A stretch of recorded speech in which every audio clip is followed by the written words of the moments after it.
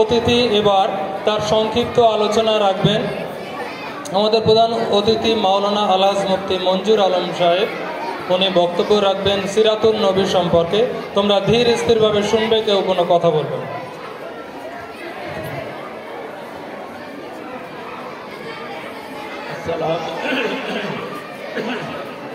আসসালামু আলাইকুম ওয়া রাহমাতুল্লাহি ওয়া বারাকাতুহু। আলহামদুলিল্লাহি রাব্বিল আলামিন والصلاة والسلام على سيد المرسلين خاتم النبيين محمد وآله وصحبه أجمعين أما بعد فقد قال الله سبحانه وتعالى في كتابه المجيد أعوذ بالله من الشيطان الرجيم بسم الله الرحمن الرحيم اقرأ باسم ربك الذي خلق الإنسان من علق اقرأ وربك الأكرم الذي علم بالقلم علم الإنسان ما لم يعلم صدق الله مولانا العظيم اللهم صل على محمد وعلى آله وصحابه وبارك وسلم كما تحب وترضى وعدد ما تحب وترضى। সম্মানীয় ভারপ্রাপ্ত প্রধান শিক্ষক মহাশয়, বিদ্যালয়ের সকল শিক্ষক ও শিক্ষিকা এবং শিক্ষাকর্মীবৃন্দ, প্রিয় ছাত্র ও ছাত্রী, ভাই ও বোনেরা, আজকে বিদ্যালয়ের পক্ষ থেকে নবী দিবস না বলে সিরাতুন নবীর একটি সভা আয়োজন করা হয়েছে। এই অনুষ্ঠানে ইতিমধ্যেই ছাত্রছাত্রীরা বিভিন্ন ধারায় অংশগ্রহণ করেছে। আসার পথে তাদের অনেকেরই কণ্ঠস্বর শ্রুত হয়েছে। ভালো লেগেছে তাদের এই আগ্রহ এবং আবেগ এবং অনুপ্রেরণা ও প্রচেষ্টা। বিদ্যালয় কর্তৃপক্ষ তথা ভারপ্রাপ্ত প্রধান শিক্ষক মহাশয়ের আমন্ত্রণে এবং সবার তরফ থেকে এখানে আসতে পেরে নিজেকে গর্বিত, ভাগ্যশালী মনে হচ্ছে। আমার অনেক ছাত্র এখানে রয়েছেন যারা শিক্ষা দান করছেন, দেখে চোখ জোড়াচ্ছে, প্রাণে হরস আসছে যে একসময় আমরাও ছাত্র ছিলাম। আমরা যখন শিক্ষাকর্মে প্রবৃত্ত হলাম, আমাদের শিক্ষকরা গর্ব অনুভব করতেন। তো আমাদের ছাত্ররা তারা শিক্ষাদান করছেন, তাদের দেখে আমার চোখ নয়ন জোড়াচ্ছে, মন ভরছে, প্রাণ উদ্বেলিত হয়ে উঠছে। সত্যি শ্রম সার্থক হয়েছে। এই ধারায় এবং এই পরম্পরায় তো চলতে থাকবে। তোমরাও যারা আজকের শিক্ষার্থী বা শিক্ষার্থিনী, আগামী দিনে তোমরাও শিক্ষাদান করবে, সমাজ তোমাদের দ্বারা আলোকিত হবে, পথ পাবে, দিশা পাবে। তখন তোমাদের শিক্ষকদের মন ভরে যাবে যে আমাদের শ্রম সার্থক হয়েছে, আমাদের প্রচেষ্টা ব্যর্থ হয়নি। আমরা আজকে যে উদ্দেশ্যে এই সভার আয়োজন, তা হলো মহানবী মোহাম্মদুর রাসূলুল্লাহ সাল্লাল্লাহু আলাইহি সাল্লামের জীবনচরিত এবং শিক্ষা নিয়ে আলোচনা। আলোচনার মূল কেন্দ্রবিন্দু হলো মোহাম্মদুর রাসূলুল্লাহ সাল্লাল্লাহু আলাইহি সাল্লাম। তার জীবন তো খুবই বিস্তৃত, বিস্তারিত, সব নিয়ে আলোচনা করা কারোরই পক্ষে সম্ভব নয়। আর সময়ের তাগিদে আমি নিজে এমনি শিক্ষাগতভাবে দুর্বল, মানসিকভাবে দুর্বল, আর যোগ্যতার অভাব তো আছি। সেই জন্যে একটি মাত্র বিষয় নিয়ে আলোচনা করতে চাইছি। হযরত মুহাম্মদুর রাসূলুল্লাহ সাল্লাল্লাহু আলাইহি সাল্লামের জীবনকে আমরা বিশ্লেষণ করলে কয়েকটি পর্বে দেখতে পাই। একটা পর্ব হলো তিনি যখন মাতৃজঠরে, তখন তার পিতৃবিয়োগ, অনাথ হয়ে পৃথিবীতে এলেন। পিতার ছায়া তার মাথার উপরে নেই, মাতা অসহায়া, তন্নি তরুণী যুবতী, অভিভাবক বলতে শুধুমাত্র অশীতিপর বৃদ্ধ দাদু আব্দুল মুত্তালিব। এইভাবে রাসূলুল্লাহ সাল্লাল্লাহু আলাইহি ওয়াসাল্লামের পথ চলা। কৈশোর থেকে তিনি যৌবনে এলেন। যৌবনের বেশ কিছু পরে, প্রায় 15 বছর পরে হীরার পাষাণ গুহায় তিনি নবুয়ত লাভ করলেন। মহান আল্লাহ রাব্বুল আলামিন তাকে ঐশীবাণী দিলেন, প্রত্যাদেশ দিলেন, তিনি নবী হিসাবে আত্মপ্রকাশ করলেন। আজকে আমার আলোচনা সংক্ষিপ্ত সময়ের বৃত্তে দাঁড়িয়ে যে বিষয়টা বলতে চাইব তা হলো হযরত মুহাম্মদ সাল্লাল্লাহু আলাইহি সাল্লাম সর্বশেষ নবী। তার ঠিক 570 বছর আগে যে নবী পৃথিবীতে বিরাজিত ছিলেন, যার শিক্ষা, যার আদর্শ পৃথিবী নিচ্ছিল, তিনি ছিলেন যিশু খ্রিস্ট। এটা তো আমরা ইংরেজি করলে ইয়াসুটা যিশু হয়ে গেছে, অর্থাৎ ওয়াই দিয়ে যে শব্দগুলো হয় তা বাংলা উচ্চারণে জ উচ্চারিত হয়। ইয়াসু ছিল হিব্রু ভাষায় ঈসা আলাইহিস সালামের নাম। ঈসা আরবি শব্দ, ইয়াসুটা হলো হিব্রু ভাষা। তার ইংরেজিকরণ এবং বাংলাকরণ করতে গিয়ে যিশু হয়েছে। তা হযরত ঈসা আলা নবিয়িনা আলাইহিস সালাতু ওয়াস সালাম তিনি ছিলেন আমাদের শেষ নবীর আগের নবী। তাকে যারা মান্য করেন, তার পথ মেনে যারা এখনো চলেন বা আগে চলতেন, তাদেরকে আমরা খ্রিস্টান বলি। এই ঈসাই বা খ্রিস্টানরা হযরত ঈসা আলাইহিস সালাতু ওয়াস সালামের আদর্শ অনুসরণ করে চলতেন। আমাদের জানা নেই কতটা তারা ঠিক করে চলতেন, কতটা ছিল বিভ্রান্তির বেড়াজাল। সব মিলিয়ে যা ছিল তা ছিল। শেষ নবী মুহাম্মদুর রাসূলুল্লাহ সাল্লাল্লাহু আলাইহি ওয়াসাল্লামকে আল্লাহ তাআলা পৃথিবীতে পাঠালেন। যখন পাঠালেন নবী হিসাবে, তিনি যখন শপথ বাক্য পাঠ করছেন, পড়তে বলা হচ্ছে মানে কি, শপথ বাক্য পাঠ করো। কি দিয়ে শপথ বাক্য পাঠ করানো হচ্ছে আমি সেটি আলোচনা করব। সেই সময়টা ছিল তার বয়সের 40 বছর। 25 বছর বয়সে তিনি বিবাহ করেন, 15 বছর সাধনা করেন, সংসার জীবনযাপন করেন, পৃথিবীর সব কাজ নিষ্ঠার সঙ্গে দায়িত্ব সহকারে পালন করেন। আদর্শ যুবা পুরুষ হিসাবে তার সুখ্যাতি, সত্যবাদিতা, বিশ্বাসযোগ্যতা, নির্ভরতার পরম জায়গা ছিলেন হযরত মুহাম্মদ সাল্লাল্লাহু আলাইহি ওয়াসাল্লাম। তার সেই 40 বছর পূর্ণ হতে চলেছে এমন সময় হীরার পাষাণ গুহায় একটি শপথ বাক্য পাঠ করাচ্ছেন জিবরাইল আমিন আলাইহিস সালাম।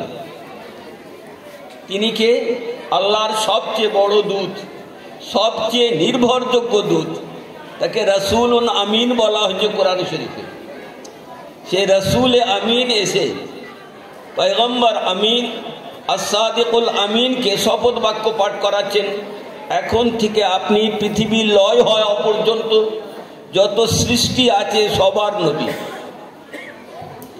যাদের আপনি নবী তাদের গায়ের রং দেখার দরকার নেই, তাদের মুখের ভাষা দেখা দরকার নেই। গায়ের রং, মুখের ভাষা, কৃষ্টি, কালচার এবং সংস্কারের ঊর্ধ্বে উঠে আপনি তাদের সবার নবী। সবাইকে দিক দিশা দেখাতেও আপনাকে এই দায়িত্ব দিয়ে পাঠাচ্ছি। প্রথম যে শ্লোক দিয়ে তাকে শপথ বাক্য পাঠ করানো হচ্ছে তা হলো ইকরা, পড়ো। হযরত মুহাম্মদ সাল্লাল্লাহু আলাইহি ওয়াসাল্লাম নিজে লেখাপড়া জানতেন না। প্রথা সিদ্ধ যে লেখাপড়া, সে শিক্ষা তার ছিল না। তাদের দেশে যে সমস্ত প্রথা এবং প্রচলন ছিল, সে ভাবধারায় তিনি লালিত, পালিত এবং বর্ধিত। নানান ঘাত প্রতিঘাতের মধ্যে তার জীবনের উত্তরণ। হযরত মুহাম্মদ সাল্লাল্লাহু আলাইহি সাল্লামকে বলা হলো তুমি পড়ো। তিনি সহজে একেবারে সাদামাটাই ভাষায় বললেন, আমি পড়ালেখা তো জানি না, প্রথাগত যে লেখাপড়া তা আমি জানি না। জ্ঞান গরিমায় আল্লাহ আমাকে সমৃদ্ধ করেছেন, আমার অন্তঃকরণকে করেছেন সমুজ্জ্বল, আমার মস্তিষ্ক করেছেন তীক্ষ্ণতম। মনের যে আকাঙ্ক্ষা তা আমার অতীব সুদূর প্রসারী, কিন্তু প্রথাগত যে লেখাপড়া তা তো আমি জানি না। 3 বার এইভাবে বাদানুবাদ হলো বা কথোপকথন হলো, শেষে এসে রাসূলুল্লাহকে বলে দেওয়া হলো কি পড়বেন আপনি। শপথ বাক্যে বলা হলো ইকরা বিস্মি রব্বিকাল্লাযী খালাক, আপনি পড়ুন আপনার সেই প্রতিপালকের নাম নিয়ে যিনি আপনাকে নয় সারা পৃথিবীকে সৃষ্টি করেছেন। আদি থেকে অনন্ত যত সৃষ্টি আছে সবার তিনি স্রষ্টা, তিনি আপনাকে সৃষ্টি করেছেন, তার নাম নিয়ে পড়ুন। তাহলে আদেশ হলো একটি পড়ো। কি পড়বেন আপনারা? আমরা যারা বাংলা ভাষা বুঝি, বাংলা ব্যাকরণ বুঝি, ক্রিয়া 2 প্রকার, সকর্মক্রিয়া, অকর্মক্রিয়া। কিছু কিছু ক্রিয়া আছে কর্তাতেই শেষ হয়ে যায়, কর্মের দরকার হয় না। কিছু কিছু ক্রিয়া আছে কর্তাও লাগে কর্মও লাগে। একরাটা হলো সকর্মক্রিয়া। তুমি পড়ো। কি পড়বে? যেটা পড়বে সেটাই তো কর্ম। তাহলে পড়বে যে সে হলো কর্তা, পড়া হলো ক্রিয়া, যা পড়া হবে সেটা হলো কর্ম। মহান আল্লাহ রাব্বুল আলামিন এই আদেশে, এই শপথ বাক্যে পড়তে বললেন, কিন্তু কি পড়বেন বলে দেওয়া হলো না। ইংরেজি পড়বো না বাংলা, সংস্কৃতি পড়বো না হিন্দি, গুজরাটি পড়বো না মারাঠি, দর্শন পড়বো না তর্কশাস্ত্র, সাহিত্য পড়বো না কাব্য। কাব্য সাহিত্যের একটা অঙ্গ।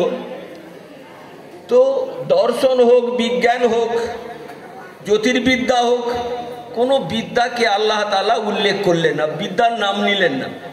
শুধু বললেন শিক্ষার্জন করো, পড়ো। শিক্ষা অর্জন করতে গেলে আগে পড়তে হয়। কি পড়তে হয় না? হয়নি?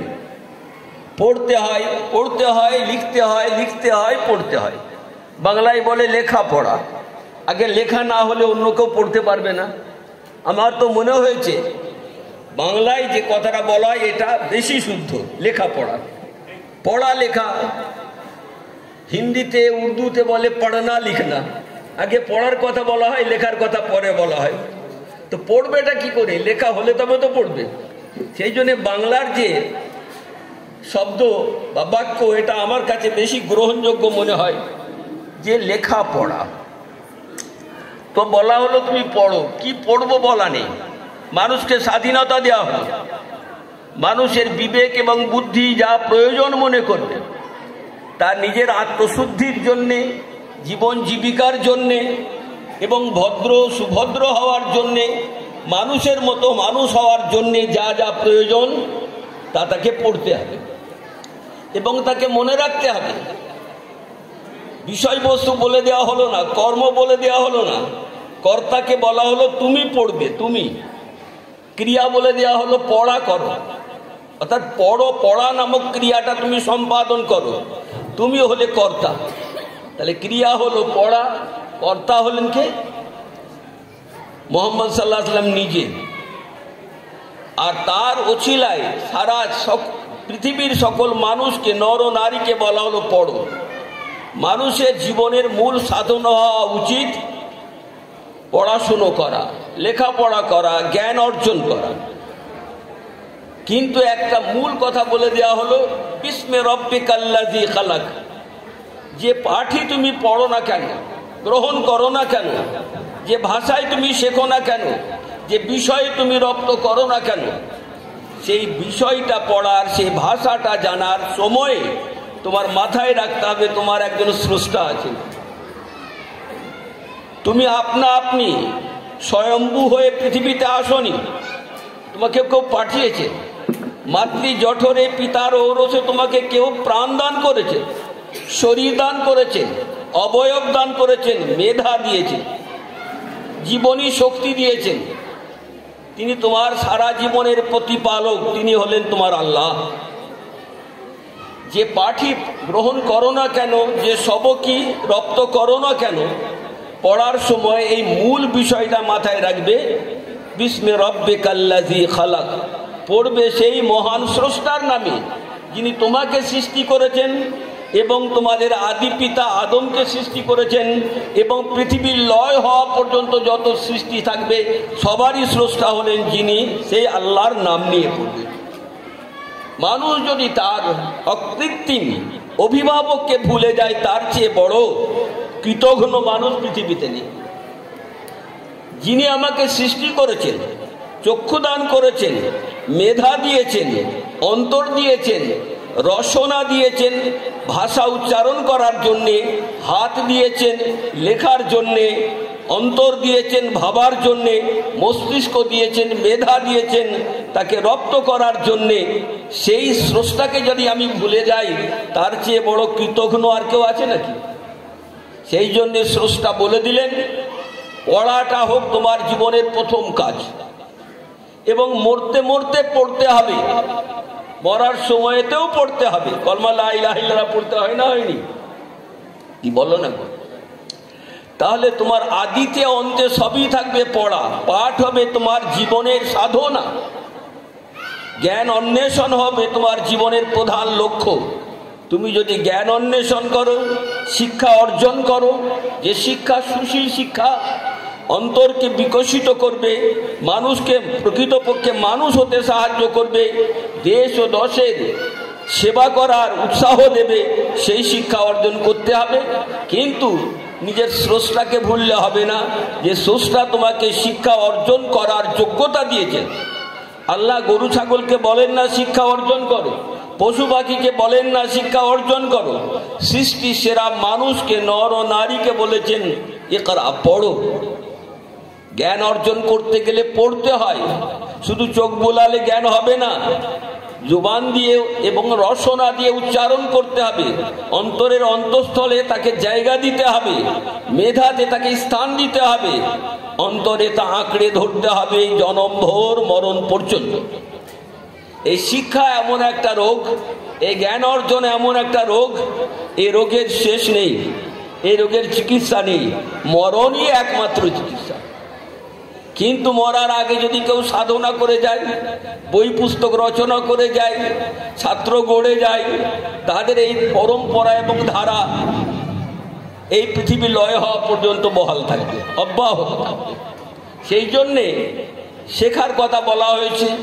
কি শিখবো তার স্বাধীনতা দেওয়া হয়েছে, যখন যেমন প্রয়োজন হবে তা শিখবে, কিন্তু হানিকর শিক্ষা নয়, হানিকর শিক্ষা নয়, ধ্বংসাত্মক শিক্ষা নয়, গঠনের শিক্ষা, শিল্পের শিক্ষা, যা মানুষকে প্রকৃত মানুষ হতে সাহায্য করবে, সমাজ গড়ার শিক্ষা, দেশ গড়ার শিক্ষা, আদর্শ রূপায়ণ করার শিক্ষা, আদর্শ অর্জন করার শিক্ষা।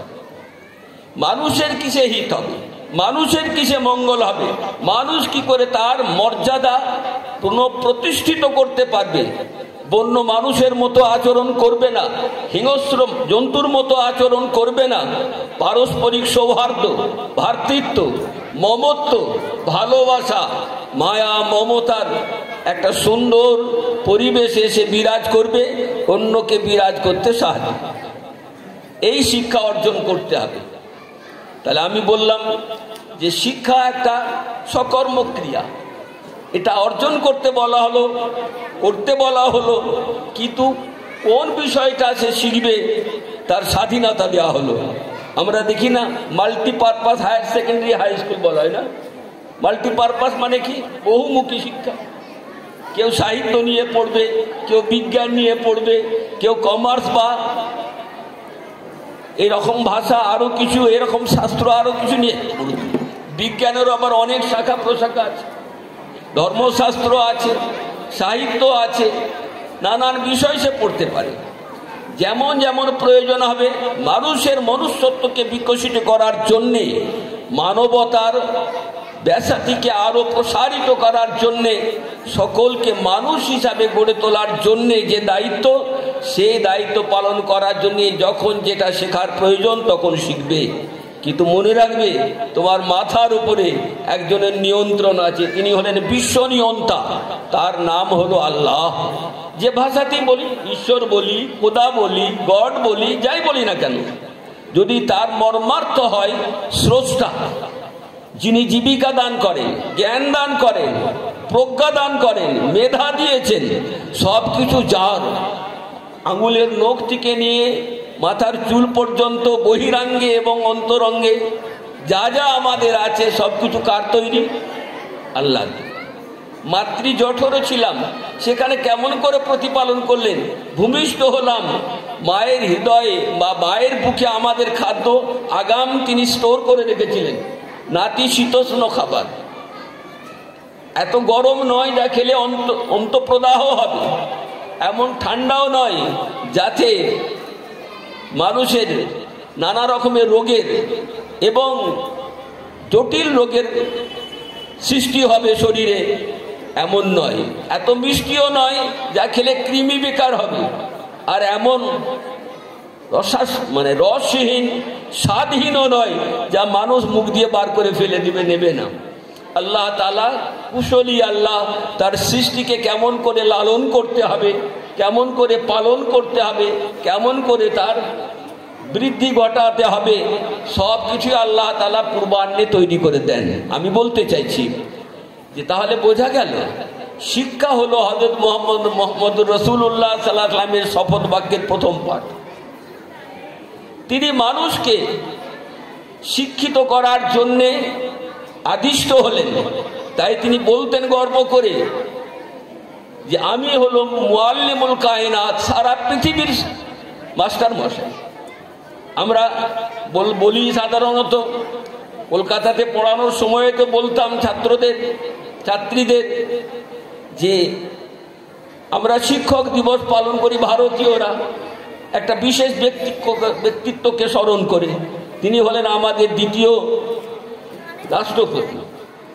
দাক্ষিণাত্যের মানুষ আমাদের এই কলকাতাতে লেখাপড়া শিখেছেন এবং দর্শনের তিনি মাস্টার মশাই ছিলেন।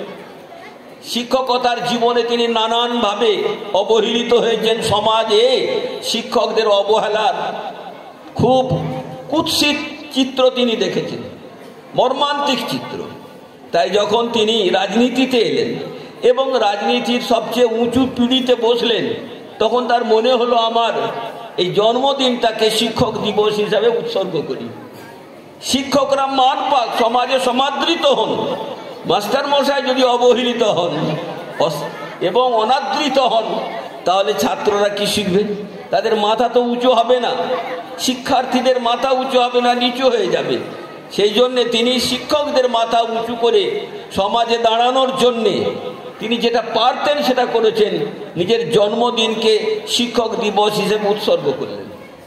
আমি বলেছিলাম এক অনুষ্ঠানে, আমাদের রাষ্ট্রপতি, দ্বিতীয় রাষ্ট্রপতি, তিনি যদি তার জন্মদিনকে শিক্ষক দিবস হিসাবে উৎসর্গ করেন, তাহলে সারা পৃথিবীর শিক্ষাদাতা, যিনি শিক্ষা গুরু করে যাকে প্রথম শপথ বাক্য পাঠ করানো হলো, সে মুহাম্মদ রাসূলুল্লাহ সাল্লাল্লাহু আলাইহি ওয়াসাল্লামের জন্মদিন কেন শিক্ষক দিবস হিসেবে পালিত হবে না? কথা বুঝে আসছে না? আসেনি? এই মর্মে আরো বলি যে আমরা আজকে পৃথিবীতে শক্তিশালী হিসাবে যে দেশটাকে শীর্ষ তালিকাভুক্ত হিসাবে দেখছি, সেই দেশ এক সময়ে তো খুব নোংরা লোকেদের দেশ ছিল। ইংল্যান্ডে যারা ডাকাতি করত, নানা রকমের সামাজিক অসভ্যতা, বর্বরতার পরাকাষ্ঠা দেখাত, পানিশমেন্ট হিসাবে তাদেরকে ওখানে পাঠিয়ে দেওয়া হতো। দস্যু ডাকাতদের দেশ ছিল এত। তারাই এখন শিক্ষায় দীক্ষায়, তাদের নানা রকমের উদ্ভাবনী ক্ষমতায় পৃথিবীর সেরা দেশ হয়েছে। বাহু বলেও হয়েছে, অর্থ বলেও হয়েছে, শিক্ষা বলেও হয়েছে। সেই দেশের 1900 সালে যিনি তৃতীয় রাষ্ট্রদূত হয়েছিলেন, এই কি বলে রাষ্ট্রপতি, তার নাম ছিল sir Thomas Jefferson. Thomas Jefferson তিনি ক্যাথলিক খ্রিস্টান ছিলেন, গোড়া খ্রিস্টান, এবং ল্যাটিন ভাষা তিনি মাস্টার মশাই ছিলেন। খুব দক্ষ পারঙ্গম ব্যক্তিত্ব ছিলেন। রাষ্ট্রবিজ্ঞান তো তার জানাই ছিল, কিন্তু ভাষা হিসাবে ল্যাটিনকে তিনি আদর্শ ভাষা হিসাবে গ্রহণ করেছিলেন। তার সাহিত্যিক ছিলেন। তিনি যখন মারা যান 9 বছর রাজত্ব করেছেন। ক বছর? 1900 সালে ক্ষমতায় আছেন, 1909 সালে তার মৃত্যু হয়। তিনি ক্যাথলিক খ্রিস্টান ছিলেন, স্বাভাবিক কারণে তাকে কবর দেওয়া হবে। আমরা মল্লিক বাজারে দেখি না খ্রিস্টানদের কবরস্থান, মাইকেল মধুসূদনের কবর যেখানে রয়েছে। তো ক্যাথলিক খ্রিস্টানদের কবর দেওয়া হয়, অতএব তাকেও কবর দেওয়া হবে। তিনি 9 বছর ধরে আমেরিকা যুক্তরাষ্ট্রের নানান বহুমুখী উন্নয়ন সাধন করেছিলেন, বিভিন্ন বিষয়ে করেছিলেন। অর্থনীতিকে এত চাঙ্গা করেছিলেন যে মার্কিন যুক্তরাষ্ট্রের অধিবাসীরা খুবই সচ্ছল এবং খুবই অর্থশালী হয়ে পড়েছিল। তিনি যখন মারা যাচ্ছেন মরণোন্মুখ, তেমন সময় তার গুণগ্রাহীরা, সে রাষ্ট্রের লোক হোক কিংবা শিক্ষার জগতের লোক হোক, যারা যারা স্যার থমাস জেফারসনকে অন্তর দিয়ে ভালোবাসতেন, তাদের একগুচ্ছ লোক তার চতুর্দিকে বসে আছেন, একেবারে ভীষণ মনক্ষুণ্ণ হয়ে বসে আছেন। এইরকম একজন মহামতি মানুষ দুনিয়া থেকে চলে যাচ্ছেন। আমেরিকার কি হবে, আমেরিকার নাগরিকদের কি হবে, অর্থনীতির কি হবে, শিক্ষানীতির কি হবে, পররাষ্ট্রনীতি এবং প্রতিরক্ষা ব্যবস্থার কি হবে, এই নিয়ে ভাবছেন। বলছেন, হে মহামতি স্যার থমাস জেফারসন, আপনি তো মারা যাচ্ছেন, মৃত্যু অনিবার্য, একদিন মানুষকে মরতেই হবে, যে জন্মাবে মরণ অনিবার্য, মরণশীল এই মানুষ, অতএব মরণ হতেই হবে, মরবেন আপনি। কিন্তু আপনার শিওর ধারে আমরা একটা মর্মর পাথরে ফলক স্থাপন করতে চাই, আপনার কীর্তি গাথা অঙ্কন করুন।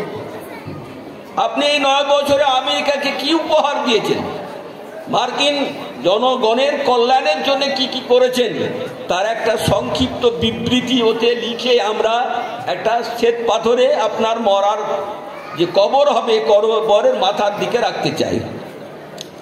থমাস জেফারসন যেহেতু সাত্বিক খ্রিস্টান ছিলেন, তিনি এই সবের ধার ধারেন না। তিনি সেই মুমূর্ষু অবস্থাতেই প্রতিবাদ করে বললেন, না না, আমাকে আমেরিকার জনগণ রাষ্ট্রপতি হিসাবে নির্বাচন করেছে, আমি যা যা রাষ্ট্রের জন্যে, রাষ্ট্রবাসীর জন্য করেছি, এটা আমার নৈতিক দায় ছিল। আমি তাদের ভোটে নির্বাচিত হয়ে জয়ী হয়ে রাষ্ট্রপতি হয়েছে, এ দায় আমার, সে দায়গুলো পালন করেছি। আমি এমন কিছু কীর্তির কথা করিনি, কাজ করিনি। আমি তো আমার চাকরি করেছি, দায়িত্ব পালন করেছি, এতে বাহবার কি আছে, প্রশংসারই বা কি আছে। কিন্তু গুণগ্রাহীরা ছাড়বার পাত্র নয়, তারা আরো জেদ করে, না না, লিখতেই হবে, আপনাকে কিছু একটা বলতেই হবে। উনি যে কথাটা বলেছিলেন সেটা তোমাদের স্মরণ করাতে চাইছি। বিদ্যালয় যারা প্রতিষ্ঠা করেছেন, যারা যারা বেঁচে আছেন তাদের মধ্যে তারা শুনুন, যারা মারা গেছেন তাদের আত্মা শুনবে।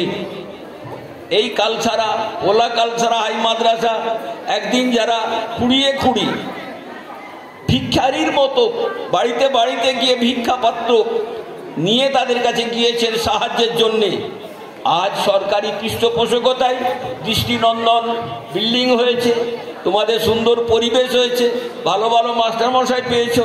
আগে ভালো মাস্টার আসতে চাইতেন না, কারণ বেতন খুবই কম ছিল এবং অনেক কষ্ট ক্লেশ করে ছাত্রদের কাছ থেকে কিছু সাহায্য সহযোগিতা নিয়ে ফিস নিয়ে দিতে হতো। সে করুণ দৃশ্য আমি দেখেছি। আমিও তো অনেকদিন আগেকার শিক্ষক, সেই সময়কার অবস্থা খুব করুণ ছিল। কালক্রমে উন্নয়ন হয়েছে, বিকাশ হয়েছে, যেমন শিক্ষার বিকাশ হয়েছে, অর্থনৈতিক বিকাশ হয়েছে, সমৃদ্ধি এসেছে, শিক্ষকরা প্রাণ ভরে মন ভরে কাজ করতে পারছেন, ছাত্ররা তারা তোমরা পোশাক পাচ্ছ, তোমরা বইপত্র ফ্রি পাচ্ছ একটা পর্যায় পর্যন্ত, এবং পারিশ্রিকতা নানানভাবে পাচ্ছ। এই আনুকূল্য তোমাদের আরো বাড়াবে।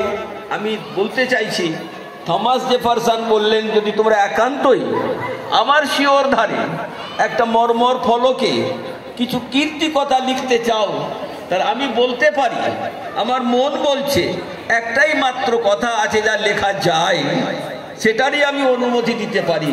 সেটা হলো এই, মার্কিন জনগণের উচ্চ শিক্ষা লাভের জন্যে এবং বহুমুখী শিক্ষা লাভের জন্যে ভার্জিনিয়া ইউনিভার্সিটি আমি পত্তন করেছিলাম, তার বিকাশ ঘটিয়েছি, উন্নয়ন ঘটিয়েছি। মানুষ শিখুক, মানুষের মতো মানুষ হোক, বিভিন্ন মুখী বিষয় তারা আয়ত্ত করুক, দেশকে, দশকে, মানুষকে সুপথ দেখাক, এই জন্যে একটা বিশ্ববিদ্যালয় তৈরি করেছি ভার্জিনিয়া ইউনিভার্সিটি।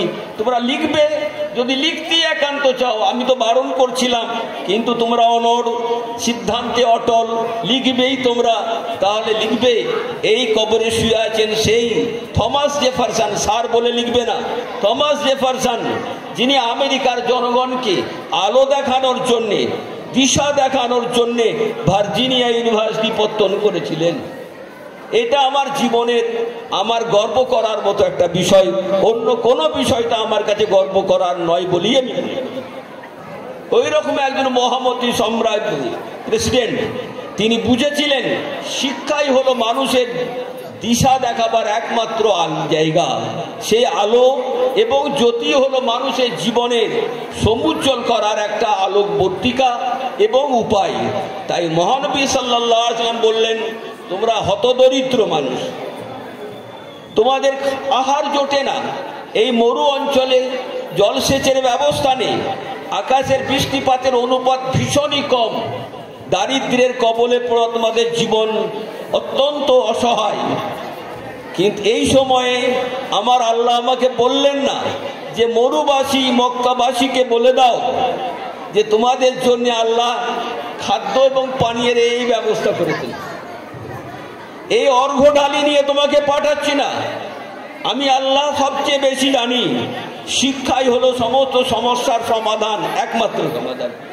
শিক্ষা এলে মানুষ মরুভূমিতে জলের ফোয়ারা বোঝাতে পারবে, সবুজের বাতাবরণ তৈরি করতে পারে। যদি বিজ্ঞান শিক্ষা শেখে, প্রকৃতি বিজ্ঞান শেখে এবং উদ্ভিদ বিজ্ঞান শেখে, কিভাবে জল সরবরাহ করতে হয়, সুজলা সুফলা করতে হয়, তা করে নিতে পারবে। কিন্তু যদি জ্ঞানই না থাকে, যতই উপর থেকে সবুজ বিপ্লবের অর্ঘ্যঢালি দিয়ে দেওয়া হোক না কেন, মানুষ তা প্রয়োজনে ব্যবহার করতে পারবে না, তাহলে সব শেষ হয়ে যাবে। সেই জন্যে আল্লাহ তাআলা বললেন যে মানুষকে বলো, আমি সবুজ বিপ্লব করতে বলছি না, তুমি সবুজ বিপ্লবের নবী এবং ধারক বাহক হয়ে যাচ্ছ না, তুমি শিল্প বিপ্লবের মহারথী হয়ে যাচ্ছ না, তুমি শিক্ষা বিপ্লবের মহারথী, জ্ঞান বিপ্লবের মহারথী। সকলকে বলো পড়তে, জ্ঞান অন্বেষণ করতে, তার রবের নাম নিয়ে, তার স্রষ্টার নাম নিয়ে, তবে সকল সমস্যার সমাধান করা সম্ভব হবে। কারণ তুমি তো শেষ নবী, আখেরি নবী, তাহলে তোমাকে এমন একটা বৈপ্লবিক শিরোনাম দিতে হবে যা সারা পৃথিবীতে সকল সম্প্রদায়ের মানুষ, সকল শ্রেণীর মানুষ, সকল ধর্মের, বর্ণের এবং ভাষার মানুষের কল্যাণ হবে। তা হলো জ্ঞান অন্বেষণ, শিক্ষা আহরণ, শিক্ষা অর্জন।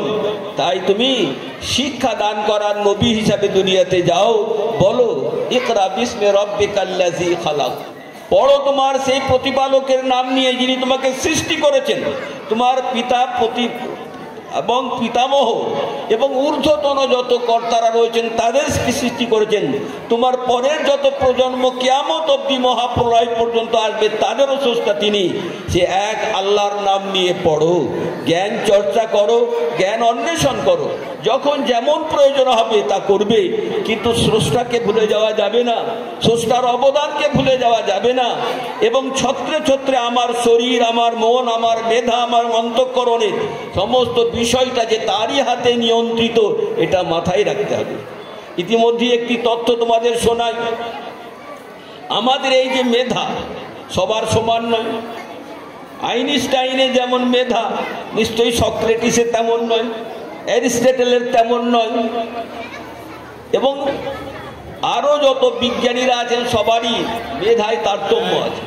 আমরা যারা এখানে বসে আছি মঞ্চে কিংবা সম্মুখস্থ, সবারই মেধা তো সমান নয়, নর ও নারীর মেধা সমান নয়, ব্যতিক্রমী ভাবে কেউ এগিয়ে যায়। এ তো আল্লাহর দান। আল্লাহ তাআলা মানুষের এই মস্তিষ্কের আয়তন প্রায় সকলের সমান, 600 গ্রাম বা 700 গ্রামের বেশি ওজন হবে না। মনুষ্য মস্তিষ্কের যে আয়তন, গড় আয়তন ধরলে 6 থেকে 700 গ্রামের বেশি ওজন হবে না। এইরকম মেধার আমরা অধিকারী, কিন্তু তার শক্তি সবার সমান নয়। পণ্ডিতরা লিখেছেন, বৈজ্ঞানিকরা বিশ্লেষণ করে দেখিয়েছেন, একজন হাবা গোবা ছেলে, কথা বলতে পারে কিন্তু সুস্পষ্ট করে মনের ভাব প্রকাশ করতে পারে না ভাষায়, তেমন একটা ছেলে এবং যে খুব বেশি বুদ্ধি খেলিয়ে কোনো কাজ করবে, নিজের প্রয়োজন সাধন করবে, এমন যোগ্যতা তার নেই। মোটামুটি গড়পড়তা বিলো লেভেলের একটি ছেলে, তার মস্তিষ্কের মূল্য কত জানো? বলেছেন তারা, গাণিতিক হিসাব করে তারা বলেছেন তার মস্তিষ্ক যেটা আছে একেবারে বিলো লেভেলের মস্তিষ্ক, সেটাকে বলছেন আমেরিকা নিউ ইয়র্ক শহরে একটা বড় বিল্ডিং আছে। এক সময় যিনি মালিক ছিলেন তিনি বিধবা ইহুদি মহিলা, খ্রিস্টান পুরুষকে বিয়ে করেছিলেন, খুবই সমৃদ্ধিশালিনী। ওই বিল্ডিংয়ের মালিক তিনি। এম্পায়ার স্টেট বিল্ডিং, 102 তলা উঁচু। কত? 102 তলা উঁচু। জানি না এখন তার অবক্ষয় হয়েছে কিনা, তাকে ভেঙে নতুন অবয়ব তৈরি হয়েছে কিনা। যে সময়ে তৈরি হয়েছিল, ওই বিধবা ইহুদি মহিলা যার খ্রিস্টান স্বামী মারা গিয়েছিলেন, তিনি তৈরি করেছিলেন। তিনি ধনকুবের রমণী। তার বিল্ডিংয়ের নাম ছিল এম্পায়ার স্টেট বিল্ডিং, 102 তলা উঁচু।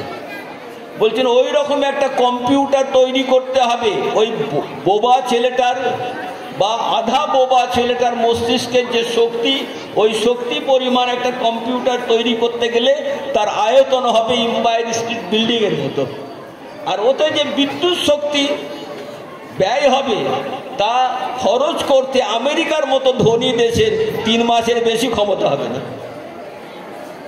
তাহলে আল্লাহ তাআলা এই মেধা আমাদের দিয়েছেন একেবারে বিনা পয়সায়। আমরা প্রকৃতিগতভাবে মায়ের পেট থেকে যখন ভূমিষ্ঠ হলাম তখন থেকেই তো মেধা নিয়ে এলাম।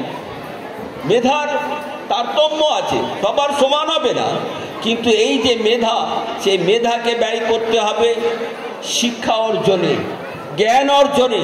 আমি মানুষের মতো মানুষ হব, সভ্য মানুষ হব, আদর্শ মানুষ হব, সত্যবাদী মানুষ হব, সত্যপ্রিয় মানুষ হব, সচ্চরিত্র মানুষ হব।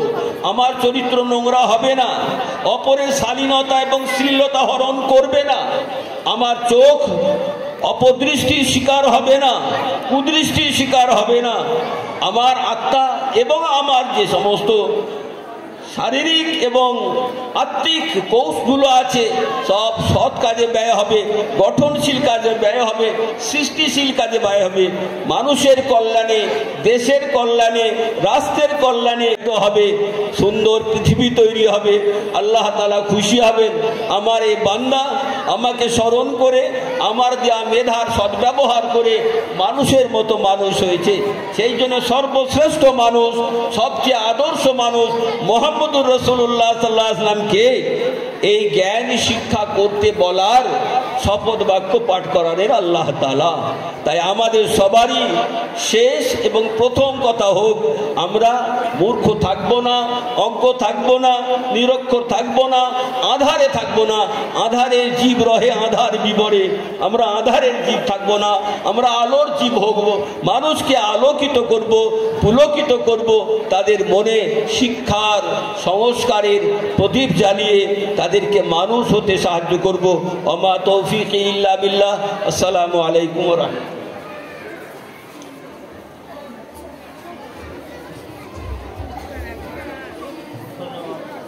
ধন্যবাদ, জাযাকাল্লাহ খায়রা।